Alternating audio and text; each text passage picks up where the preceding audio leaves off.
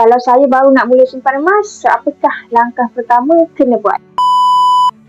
Baiklah, langkah pertama, anda kena DM saya dekat bahagian profil untuk saya kontak anda. Yang penting, anda kena cari dealer yang aktif untuk guide anda step by step. Supaya mudah apa-apa urusan berkaitan dengan emas, anda boleh refer dengan saya. Kedua, saya akan guide anda step by step untuk daftar akaun. Yang ketiga, download aplikasi Public Gold, login guna nombor kad pengenalan sebagai username dan password. Selepas itu, request taxi dan masukkan kod yang dihantar ke nombor telefon anda.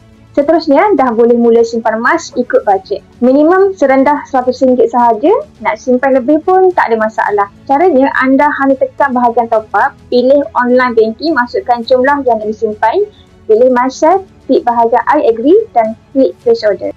Jadi bila keluar bahagian security macam ni, anda hanya klik seperti yang saya tunjukkan dan tekan I confirm serta submit. Kemudian anda akan dibawa ke pembayaran online banking, pilih bank anda dan teruskan pembayaran seperti biasa. Akhir sekali, anda jangan lupa letakkan target simpanan. Contohnya, nak dapatkan 10 gram, anda kena konsisten selama 10 bulan, konsisten 1 gram setiap bulan.